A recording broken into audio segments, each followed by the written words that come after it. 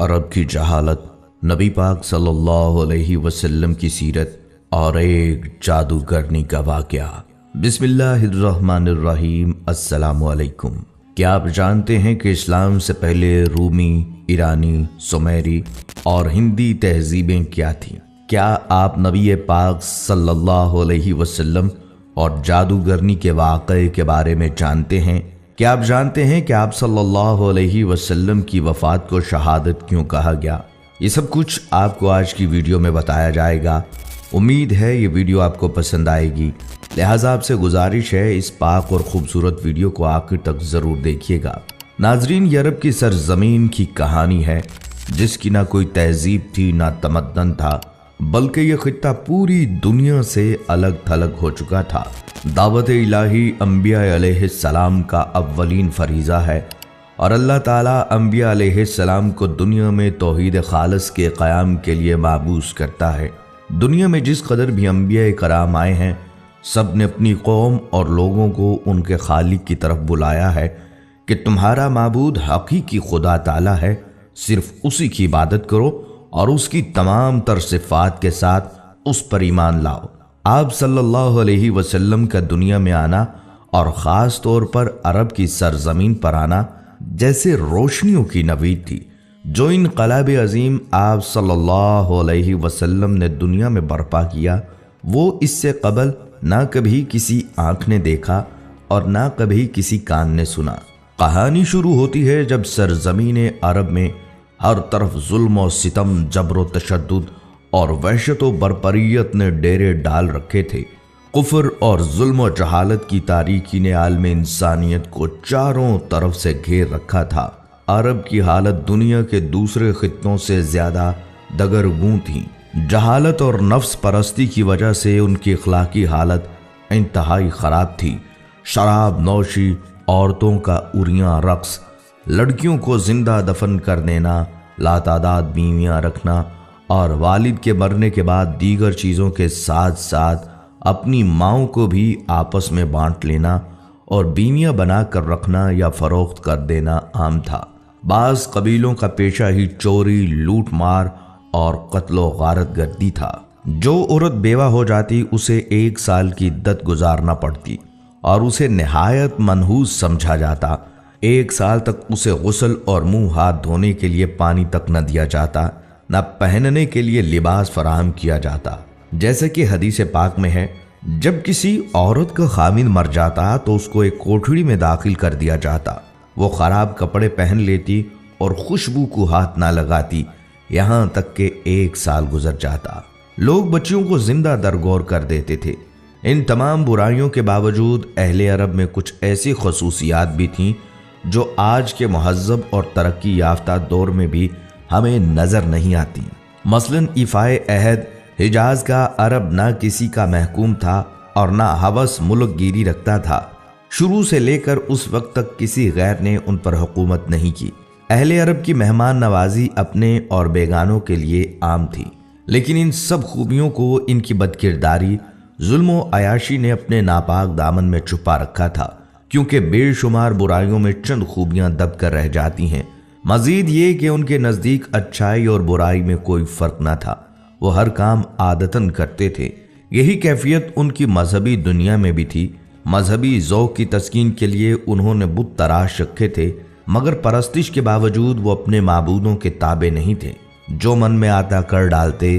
نسلی تفاخر اپنی آخری حدوں کو چھو رہا تھا۔ وہ ہر غیر عرب کو گونگا کہا کرتے تھے۔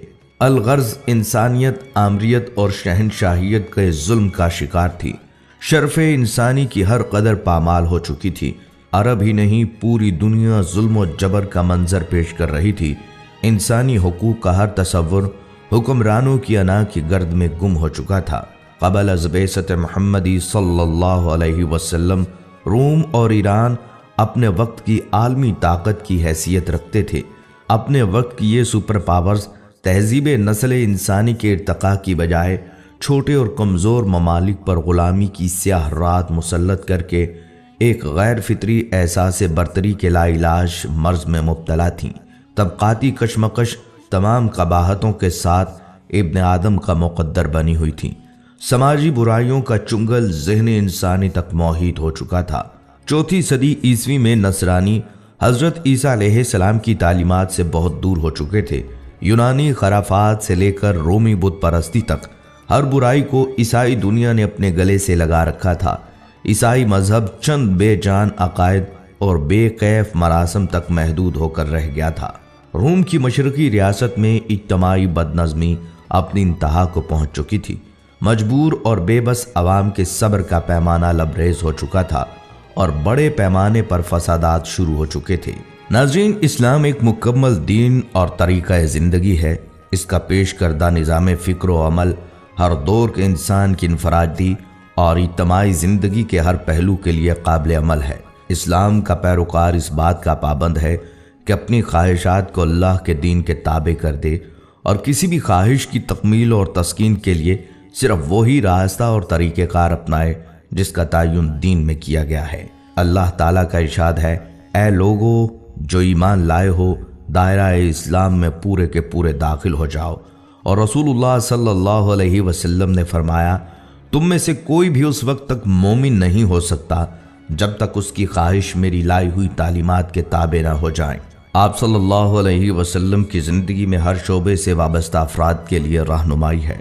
आप सल्लल्लाहु अलैहि वसल्लम दाई थे और मुरब्बी भी, काजी भी थे और जाहिद भी, सियासतदान भी थे और हुक्मरान भी, सिपाही थे और रहनुमा भी, बाप भी थे और शोहर भी थे। लिहाजा अगर आप दाई हैं तो सीरत नबी सल्लल्लाहु अलैहि वसल्लम के मुतालिया से दावत के कई उसलूब मिलेंगे। मालूम होगा कि कलमा तौहीद की सरबुलंदी की खातिर तकलीफ और आजमाइश के मौके पर एक दाई का सही किरदार क्या होना चाहिए। अगर आप ख़ानदान, कबीले या फ़ौज की क़यादत कर रहे हैं या ज़माम हुकूमत संभाले हुए हैं तो मुतालिया सीरत से एक मजबूत निज़ाम और मुस्तहकम असलूब मिलेगा। रसूलुल्लाह सल्लल्लाहु अलैहि वसल्लम ने अपनी उम्र के 15वें साल में ही अमन के एक मुआहदे में शिरकत की। अमीर, गरीब, सरदार और ग़ुलाम के लिए एक ही कानून वज़ा किया। रफ़ाही खिदमात में पेश रहे एक मुकम्मल मुआशी निज़ाम पेश किया जिसके मुताबिक तिजारत करके मुसलमानों ने ज़माम तिजारत, जिस पे बहुत अरसे से यहूदी काबिज थे, अपने हाथ में ले ली। मुख्तसर ये कि रसूलुल्लाह सल्लल्लाहु अलैहि वसल्लम की कोशिशों के नतीजे में जज़ीरतुल अरब, जो गोया एक मैदान जंग था, अमन का गहवारा बन गया। जहां भाई भाई का दुश्मन था वहां पूरा मुआशरा बाहम शिरो शुक्र हो गया। मुआशरे में ये तब्दीलियां कैसे आई, ये जानने के लिए भी मुतालिया सीरत इंतहाई ज़रूरत है। आप सल्लल्लाहु अलैहि वसल्लम की उम्र मुबारक के 20वें साल का एक वाक़या है। अरबों की सारी खराबियों के बावजूद उनके अंदर अभी तक इखलाक हुस्ना की बाज़ बाक़ियात मौजूद थीं। जुल्म के खिलाफ कभी कभार उनकी रगे हमीयत जाग उठती थी और वो जालिम से मजलूम का हक दिलाने के लिए सीना सपर हो जाया करते थे। कबीला बनु जुबैद का एक शख्स कुछ माले तिजारत लेकर मक्का आया। उसकी बेटी भी उसके साथ थी। उस ताजर से उसका सामान मक्का के मशहूर और मालदार सरदार आस बिन वाइल ने खरीद लिया, लेकिन उसने सीना जोरी करते हुए उस जुबैदी ताजर की बेटी को भी अपने कब्जे में ले लिया। वो अजनबी शख्स खाना काबा में आया और खाना काबा का गुलाफ पकड़कर बुलंद आवाज से रोते पीटते हुए फरियाद करने लगा, ऐ शहरे मक्का के शुरफा, तुम्हारे बासर आदमी आस बिन वाइल ने मुझसे जबरदस्ती मेरी बेटी छीन ली है। मैं मुसाफिर हूँ, मजलूम हूँ, तुम्हारी खिदमत में दरख्वास्त गुजार हूँ कि मेरी दाद रसी करो और मेरी बेटी मुझे वापस दिलाओ। कुरैश के कुछ नौजवानों ने उस मजलूम की आहो पुकार सुनी तो अल्लाह ने उनके दिलों में यह बात डाल दी कि मर्दानगी का तकाजा है इस मुसाफिर की दाद रसी की जाए। जब तारीख में हम इस वाक़े का मुतालिया करते हैं तो दिल में ये बात उठती है कि अल्लाह ताला ने अपने घर के अंदर एक मजलूम की दाद रसी को शर्फ कबूलियत बख्शते हुए उन लोगों के दिलों में खैर की जानिब आमादा कर दिए। गुमान गालिब ये है कि ये लोग दर्जन भर के लगभग होंगे। नबी सल्लल्लाहु अलैहि वसल्लम इनमें पेश थे। ये सब लोग उस जुबैदी को अपने साथ लेकर आस बिन वाइल के दरवाजे पर पहुंचे, उसे बाहर बुलाया और सब ने यक जुबान होकर कहा, इस मजलूम पर तुमने क्यों जुल्म ढाया है? उस जालिम ने कहा, मैंने कोई जुल्म नहीं किया, वो लड़की कनीज है। जब माल का सौदा किया था तो ये लड़की भी मैंने इस शख्स से खरीद ली थी। आस बिन वाइल का जवाब सुनकर वफद के लोगों ने زبیدی سے وضاحت مانگی تو اس نے کہا، خانہ کعبہ کی عظمت و تقدس کی قسم، میں نے اپنی لڑکی نہیں بیچی اور نہ ہی وہ کنیز ہے، وہ میری بیٹی ہے، اور اس شخص نے اپنی قوت کے بل بوتے پر زبردستی اسے اغوا کر کے اپنے گھر میں ڈال دیا ہے۔ اس پر وفد کے لوگوں نے سختی کے ساتھ عاص بن وائل سے بات کی تو اس بدبخت نے اپنے جرم کا اعتراف کر لیا اور زبیدی کی لڑکی اسے واپس دینا پڑی۔ لڑکی واپس کرنے کے وقت بدبخت عاص نے ارکان وفد سے کہا کہ میں کل صبح لڑکی واپس کروں گا، ایک رات مجھے اس کے ساتھ گزار لینے دو۔ وفد کے تمام غیرت مند ارکان نے اسے سختی کے ساتھ اس بد ارادی پر شرم دلائی اور کہا یہ ہرگز ممکن نہیں، چنانچہ اسے اپنے شیطانی ارادے پر عمل کا موقع نہ ملا۔ زبیدی کی بیٹی اسے واپس دلائی گئی۔ اب اس نے اپنی بیٹی کو ساتھ لیا اور اپنے علاقے کی طرف روانہ ہو گیا۔ ناظرین، اللہ سبحانہ تعالیٰ نے نبی صلی اللہ علیہ وسلم کو 40 سال کی عمر میں نبوت رسالت سے سرفراز فرمایا۔ نبوت سے نوازے جانے کے بعد آپ صلی اللہ علیہ وسلم 13 سال تک مکہ مکرمہ میں رہے۔ یہ زمانہ آپ صلی اللہ علیہ وسلم کی مکی زندگی کہلاتا ہے۔ آپ صلی اللہ علیہ وسلم نے مکی زندگی میں 3 سال تک خفیہ طور پر اپنے قریبی لوگوں کے سامنے اسلام پیش کیا۔ پھر آپ صلی اللہ علیہ وسلم نے 10 سال تک کھلم کھلا اشاعت اسلام کا کام کیا۔ اس کے بعد آپ صلی اللہ علیہ وسلم یثرب ہجرت کر گئے۔ اشاعت اسلام کی وجہ سے کفار مکہ آپ صلی اللہ علیہ وسلم کے جانی دشمن ہو گئے۔ جب تک نبی صلی اللہ علیہ وسلم نے اپنی نبوت اور رسالت کا اعلان نہیں کیا تھا، اس وقت تک آپ صلی اللہ علیہ وسلم مکہ میں ایک عقل مند اور دانشور، صادق اور امین اور اچھے انسان سے جانے جاتے تھے۔ جب آپ صلی اللہ علیہ وسلم نے اپنی نبوت کا اعلان کیا تو لوگوں نے آپ صلی اللہ علیہ وسلم کو جادوگر اور کاہن و ساحر جیسے معیوب لقب سے مشہور کرنے کی کوشش کی تاکہ لوگ آپ صلی اللہ علیہ وسلم کے قریب نہ آئیں اور نہ آپ صلی اللہ علیہ وسلم کی باتیں سنیں۔ طارق بن عبداللہ المحاربی رضی اللہ تعالیٰ عنہ فرماتے ہیں، میں نے اللہ کے رسول صلی اللہ علیہ وسلم کو بازار ذی المجاز میں دیکھا جبکہ میں خرید و فروخت میں مشغول تھا۔ آپ صلی اللہ علیہ وسلم سرخ جبہ زیب تن کیے ہوئے تھے اور بلند آواز سے یہ فرماتے جاتے تھے، اے لوگو لا الہ الا اللہ کہو فلاح پاؤ گے۔ ایک شخص آپ صلی اللہ علیہ وسلم کے پیچھے پیچھے پتھر مارتا جاتا تھا جس سے آپ صلی اللہ علیہ وسلم کی پنڈلی اور ایڑھی خون آلود ہو گئے۔ وہ شخص ساتھ ساتھ یہ بھی کہتا جاتا تھا، اے لوگو اس کی بات نہ سننا، یہ جھوٹا ہے۔ محاربی فرماتے ہیں کہ میں نے لوگوں سے پوچھا یہ شخص یعنی آپ صلی اللہ علیہ وسلم کون ہیں؟ لوگوں نے جواب دیا یہ لڑکا بنی عبد المطلب سے ہے۔ پھر میں نے پوچھا یہ شخص کون ہے جو اس کا پیچھا کر رہا ہے اور پتھر مار رہا ہے؟ لوگوں نے جواب دیا یہ آپ صلی اللہ علیہ وسلم کا چچا عبدالعزیٰ یعنی ابو لہب ہے۔ بازار ذی المجاز میں آپ صلی اللہ علیہ وسلم پر ابو جہل کا مٹی پھینکنا۔ بنو مالک بن کنانہ کے ایک شیخ کہتے ہیں کہ میں اللہ کے رسول صلی اللہ علیہ وسلم کو بازار ذی المجاز میں دیکھا کہ یہ فرماتے تھے، اے لوگو لا الہ الا اللہ کہو فلاح پاؤ گے۔ راوی فرماتے ہیں کہ ابو جہل آپ صلی اللہ علیہ وسلم پر مٹی پھینکتا تھا اور یہ کہتا تھا، اے لوگو خیال رکھنا یہ شخص تم کو تمہارے دین کے حوالے سے دھوکہ نہ دے دے، کیونکہ اس کا ارادہ ہے کہ تم لات و عزا کو چھوڑ دو، جبکہ رسول اللہ صلی اللہ علیہ وسلم اس کی طرف ذرہ برابر بھی التفات نہیں فرماتے تھے۔ ایک دفعہ نبی کریم صلی اللہ علیہ وسلم کعبہ شریف کے پاس نماز ادا کر رہے تھے۔ ابو جہل اور اس کے ساتھی وہاں بیٹھے تھے۔ ان میں سے بعض نے بعض سے کہا، تم میں سے کون ہے جو فلاں قبیلے کی اونٹنی کی اوجڑی لائے اور محمد صلی اللہ علیہ وسلم سجدے میں جائیں تو اسے ان کی پشت پر رکھ دے۔ عقبہ بن ابی معیط جو نہایت بدبخت، شقی القلب اور ملعون تھا، وہ وہاں سے اٹھا اور اوجڑی لے کر آیا۔ پھر وہ آپ صلی اللہ علیہ وسلم کے سجدے کا انتظار کرنے لگا۔ جب آپ صلی اللہ علیہ وسلم نے سجدہ کے لیے اپنے چہرہ مبارک کو زمین بوس کیا تو اس نالائق نے اس اوجڑی کو آپ صلی اللہ علیہ وسلم کی پیٹھ پر کندھوں کے درمیان رکھ دیا۔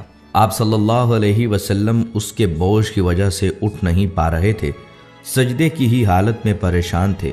دوسری طرف ابو جہل اور اس کے بے غیرت ساتھی سب کے سب ہنسنے اور ٹھاٹھے مارنے میں مصروف تھے۔ حضرت عبداللہ بن مسعود رضی اللہ تعالیٰ عنہ یہ سب کچھ دیکھ رہے تھے، مگر اپنی کمزوری اور ظالموں کے خوف سے رسول خدا صلی اللہ علیہ وسلم کا دفاع کرنے سے عاجز تھے۔ پھر آپ صلی اللہ علیہ وسلم کی لخت جگر حضرت فاطمہ رضی اللہ تعالیٰ عنہ آئیں اور اوجڑی کو آپ صلی اللہ علیہ وسلم کی پشت مبارک سے ہٹایا۔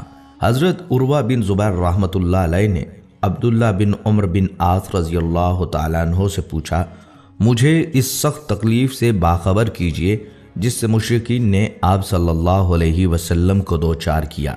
انہوں نے فرمایا، ایک بار نبی صلی اللہ علیہ وسلم حتیم میں نماز ادا کر رہے تھے، اچانک عقبہ بن ابی معیط آیا اور آپ صلی اللہ علیہ وسلم کی گردن میں اپنا کپڑا ڈال دیا۔ پھر اس نے سخت طریقے سے آپ صلی اللہ علیہ وسلم کا گلا گھونٹا۔ پھر ابو بکر رضی اللہ تعالیٰ عنہ آئے اور انہوں نے عقبہ کا موڈھا پکڑا اور اس کو نبی صلی اللہ علیہ وسلم سے ہٹایا اور فرمایا، کیا تم مار ڈالو گے اس شخص کو اس وجہ سے کہ وہ کہتا ہے کہ میرا رب اللہ ہے؟ اپنی زندگی میں رسول اللہ صلی اللہ علیہ وسلم اور ان کے ساتھیوں کو ان کے عقائد کی وجہ سے ستایا گیا، ان کا بائیکاٹ کیا گیا، یہاں تک کہ آپ پر براہ راست حملے بھی کیے گئے۔ ان چیلنجز کے باوجود رسول اللہ صلی اللہ علیہ وسلم امن اور سماجی انصاف کا پیغام پھیلانے کے عزم سے کبھی پیچھے نہیں ہٹے۔ انہوں نے اپنی اہلیہ اور قریبی ساتھیوں کی وفات سمیت کئی غم اٹھائے، یہاں تک کہ اپنے پیروکاروں کے ساتھ مل کر مساوات، انصاف اور بھائی چارے کے اصولوں پر مبنی ایک نیا معاشرہ قائم کرنے میں کامیاب ہو گئے۔ ناظرین، ایک یہودی جس کا نام لبید بن عاصم یہودی تھا، اس نے حضور اقدس صلی اللہ علیہ وسلم پر جادو کر دیا۔ بعض روایات میں آتا ہے لبید بن عاصم یہودی جس نے نبی صلی اللہ علیہ وسلم پر جادو کیا تھا، اس نے اپنی لڑکیوں کو جادو سکھایا تھا اور ان لڑکیوں نے تانت کے دھاگے کو لے کر اس میں گرہیں باندھی تھیں اور اس تانت کے دھاگے کو کنگھے کے اندر لگا دیا تھا۔ اس جادو کی وجہ سے نبی صلی اللہ علیہ وسلم کی طبیعت کچھ ناساز ہو گئی، اور ناساز اس طرح ہوئی کہ بعض اوقات وحی کے علاوہ دیگر امور میں آپ صلی اللہ علیہ وسلم ایک کام کر لیتے مگر خیال ہوتا تھا کہ نہیں کیا۔ ایک دن آپ صلی اللہ علیہ وسلم نے حضرت عائشہ صدیقہ رضی اللہ تعالیٰ عنہما سے فرمایا کہ مجھے جو تکلیف چل رہی ہے اس کے بارے میں اللہ تبارک و تعالیٰ نے مجھے خواب میں اس کا اصل سبب بتا دیا ہے۔ میں نے خواب دیکھا ہے کہ دو فرشتے آئے اور آ کر میرے پاس بیٹھ گئے اور انہوں نے آپس میں گفتگو شروع کی کہ ان صاحب کو کیا ہوا، ان کو کیا تکلیف ہے۔ دوسرے فرشتے نے جواب دیا کہ ان پر کسی نے جادو کر دیا ہے۔ پہلے فرشتے نے پوچھا کس نے جادو کیا ہے؟ دوسرے نے جواب دیا لبید بن عاصم کے نام سے ایک یہودی ہے، اس نے جادو کیا ہے۔ پھر پہلے نے سوال کیا کہ کس چیز میں جادو کیا ہے اور کہاں کیا ہے؟ دوسرے فرشتے نے جواب دیا کنگھے کے ذریعے جادو کیا ہے اور کنگھے کے اندر جو بال آ جاتے ہیں کنگھا کرتے وقت ان بالوں کو بھی استعمال کیا ہے۔ پوچھا کہ کہاں ہے؟ جواب دیا وہ ایک کنواں ہے، وہاں پر اس نے جادو کے کلمات پڑھ پڑھ کر وہاں دفن کیے ہیں۔ یہ ساری تفصیل نبی صلی اللہ علیہ وسلم کو فرشتوں کے ذریعے بتا دی گئی۔ حضرت عائشہ رضی اللہ تعالیٰ عنہا سے آپ صلی اللہ علیہ وسلم نے فرمایا کہ اللہ تعالیٰ نے میری اس تکلیف کے بارے میں مجھے ساری تفصیلات بتا دی ہیں۔ چنانچہ نبی صلی اللہ علیہ وسلم خود اس کنویں کے پاس تشریف لے گئے اور وہاں جا کر دیکھا اس کا پانی بالکل پیلا پڑا ہوا تھا۔ وہاں سے وہ کنگھا بھی برآمد ہو گیا، کنگھے کے اندر جو بال تھے وہ بھی برآمد ہو گئے۔ مدینہ منورہ میں ایک یہودی عورت تھی، اس کا نام لبیطۃ الحمرا تھا۔ وہ ایک بہت ہی خبیث اور بدذات عورت تھی اور وہ حضور صلی اللہ علیہ وسلم سے بہت زیادہ جلتی تھی۔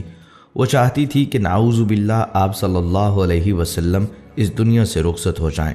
ایک دن اس عورت نے ایک جادوگر کے پاس جا کر کہا وہ حضور صلی اللہ علیہ وسلم پر ایسا جادو کریں کہ بیمار ہو جائیں۔ جادوگر نے اس خبیث عورت کو ایک تعویذ دیا اور اسے حکم دیا کہ وہ اس تعویذ کو حضور صلی اللہ علیہ وسلم کے گھر میں کسی جگہ چھپا دے۔ جادوگر کی بات پر عمل کرتے ہوئے اس عورت نے وہ تعویذ آپ صلی اللہ علیہ وسلم کے گھر میں کسی جگہ چھپا دیا۔ تعویذ کے اثر سے آپ صلی اللہ علیہ وسلم کی طبیعت ناساز ہو گئی۔ صحابہ کرام اس بات سے بہت پریشان تھے۔ انہوں نے آپ صلی اللہ علیہ وسلم کی صحت کے لیے دعائیں کی، لیکن حضور صلی اللہ علیہ وسلم کی طبیعت بہتر نہیں ہو رہی تھی۔ ایک دن حضور صلی اللہ علیہ وسلم کے صحابی حضرت زید بن حارثہ رضی اللہ تعالیٰ عنہ کو ایک خواب آیا۔ خواب میں اللہ تعالیٰ نے انہیں بتایا کہ آپ صلی اللہ علیہ وسلم پر جادو کیا گیا ہے۔ حضرت زید بن حارثہ رضی اللہ تعالیٰ عنہ نے آپ صلی اللہ علیہ وسلم کو خواب کے بارے میں بتایا۔ آپ صلی اللہ علیہ وسلم نے حضرت زید بن حارثہ رضی اللہ تعالیٰ عنہ کو حکم دیا کہ وہ تعویذ تلاش کریں۔ حضرت زید بن حارثہ رضی اللہ تعالیٰ عنہ نے حضور صلی اللہ علیہ وسلم کے گھر کو تلاش کیا اور آخرکار انہوں نے تعویذ کو ایک کنویں میں پایا۔ تعویذ پھینکنے کے بعد آپ صلی اللہ علیہ وسلم کی صحت بہتر ہو گئی۔ جادوگرنی کو معلوم ہوا کہ آپ صلی اللہ علیہ وسلم کی صحت ٹھیک ہو گئی۔ اس نے آپ صلی اللہ علیہ وسلم سے معافی مانگی۔ آپ صلی اللہ علیہ وسلم نے اس سے معاف کر دیا، لیکن اسے سخت سزا دی گئی۔ اسے مدینہ منورہ سے نکال دیا گیا اور اسے یہودیوں کے علاقے میں بھیج دیا گیا۔ فتح خیبر کے بعد حضور صلی اللہ علیہ وسلم کچھ دنوں تک زرعی زمینوں اور باغوں کے انتظامات اور غنائم کی تقسیم کے کاموں میں مصروف رہے۔ ظاہر ہے ان کاموں کے لیے قیام وہیں ضروری تھا۔ اسی دوران ایک عورت نے جس کا نام زینب بنت الحارث تھا، جو سلام بن مشکم کی بیوی تھی، آپ صلی اللہ علیہ وسلم کو زہر دے کر نقصان پہنچانے کی سازش کی۔ اس نے پروگرام بنایا کہ آپ صلی اللہ علیہ وسلم کو بکری کا بھنا ہوا گوشت پیش کیا جائے اور اس میں زہر ملا دیا جائے۔ پہلے اس نے صحابہ کرام سے معلوم کیا کہ آپ صلی اللہ علیہ وسلم کو بکری کا کون سا حصہ مرغوب ہے۔ لوگوں نے بتلایا کہ آپ صلی اللہ علیہ وسلم بکری کی ران شوق سے نوش فرماتے ہیں۔ اس منحوس عورت نے بکری ذبح کی اور اس کا گوشت زہر آلود کر دیا، خاص طور پر بکری کی ران پر زیادہ زہر لگا دیا، اور آپ صلی اللہ علیہ وسلم کے خیمے میں لے کر آئی۔ پیارے آقا صلی اللہ علیہ وسلم مغرب کی نماز ادا کر کے خیمے میں تشریف لائے۔ دیکھا تو ایک عورت خیمے کے باہر آپ کا انتظار کر رہی تھی۔ آپ صلی اللہ علیہ وسلم نے اس سے آنے کا سبب پوچھا۔ عورت نے کہا، اے ابو القاسم، میں آپ کے لیے بکری کا بھنا ہوا گوشت ہدیہ کے طور پر لائی ہوں۔ اسے معلوم تھا کہ آپ صلی اللہ علیہ وسلم ہدیہ قبول فرما لیتے ہیں، صدقہ قبول نہیں فرماتے۔ آپ صلی اللہ علیہ وسلم نے صحابہ کرام رضی اللہ تعالیٰ عنہم سے فرمایا، اس سے کھانا لے لو۔ اس کے بعد آپ صلی اللہ علیہ وسلم نے صحابہ کرام سے جو اس وقت وہاں موجود تھے کھانے کے لیے فرمایا۔ آپ صلی اللہ علیہ وسلم نے بکری کا بازو لے لیا اور اسے منہ میں رکھا۔ حضرت بشر بن برا بن معور نے بھی گوشت کا ایک ٹکڑا منہ میں رکھ لیا۔ ابھی آپ صلی اللہ علیہ وسلم نے بازو سے منہ لگایا ہی تھا کہ اس نے خبر دے دی کہ مجھے زہر آلود کیا گیا ہے۔ آپ صلی اللہ علیہ وسلم نے فوراً تھوک دیا، اگرچہ اس کا تھوڑا بہت اثر زبان پر رہ گیا۔ دوسری طرف حضرت بشر بن برا آپ صلی اللہ علیہ وسلم کے ادب اور لحاظ کے سبب کھانا نہ تھوک پائے، حالانکہ آپ صلی اللہ علیہ وسلم نے فرما دیا تھا کوئی شخص یہ کھانا نہ کھائے، اس میں زہر ملا ہوا ہے۔ زینب بنت الحارث کو طلب کیا گیا۔ آپ صلی اللہ علیہ وسلم نے اس سے دریافت فرمایا کہ کھانے میں تو نے زہر ملا دیا تھا؟ اس نے عرض کیا، جی میں نے ملایا تھا۔ آپ صلی اللہ علیہ وسلم کو کیسے پتہ چلا؟ فرمایا، مجھے اس ہڈی نے بتلا دیا کہ میں زہر آلود ہوں۔ آپ صلی اللہ علیہ وسلم نے فرمایا، تو نے ایسا کیوں کیا؟ اس نے کہا، میرے باپ، چچا اور شوہر قتل ہو گئے، میری قوم بھی تباہ ہو گئی۔ میں نے سوچا اگر آپ صلی اللہ علیہ وسلم نبی ہوئے تو یہ زہر آپ پر اثر نہیں کرے گا اور آپ صلی اللہ علیہ وسلم بچ جائیں گے، اور اگر بادشاہ ہوں گے تو ہمیں آپ سے نجات مل جائے گی۔ آپ صلی اللہ علیہ وسلم نے اسے کچھ نہیں کہا اور جانے دیا۔ صحابہ رضی اللہ تعالیٰ عنہم نے عرض بھی کیا کہ اس کو سزا ملنی چاہیے، مگر آپ صلی اللہ علیہ وسلم نے درگزر سے کام لیا۔ انبیاء کرام کی یہی شان ہوتی ہے، اور ہمارے حضور صلی اللہ علیہ وسلم تو وہ درگزر میں سب سے بڑھ کر تھے۔ جن صحابہ کرام نے گوشت منہ میں رکھ کر تھوک دیا تھا ان پر زہر کا اثر کم تھا۔ آپ صلی اللہ علیہ وسلم نے ان سے فرمایا کہ سر میں پشنے لگوائیں، یعنی فاسد خون نکلوا دیں۔ صحابہ کرام نے ایسا ہی کیا، لہٰذا حضرت بشر بن برا زہر کے اثر سے وفات پا گئے۔ رسول اللہ صلی اللہ علیہ وسلم اس واقعے کے بعد 3 برس تک حیات رہے، لیکن اس زہر کا اثر محسوس فرماتے رہے، یہاں تک کہ مرض وفات میں اس کا اثر کچھ زیادہ ہی محسوس فرمایا۔ ایک روز حضرت عائشہ رضی اللہ تعالیٰ عنہا سے فرمایا، اے عائشہ، میں نے خیبر میں جو کھانا کھا لیا اس کا اثر آج تک محسوس کر رہا ہوں۔ اسی لیے علماء کرام فرماتے ہیں کہ آپ صلی اللہ علیہ وسلم نے شہادت پائی۔ ناظرین کرام، یہ تھی ہماری آج کی ویڈیو، امید ہے آپ کو پسند آئی ہوگی۔ اگر آپ کو یہ ویڈیو پسند آئی ہے تو ہمارے چینل کو سبسکرائب کریں اور اس ویڈیو کو باقی دوستوں کے ساتھ ضرور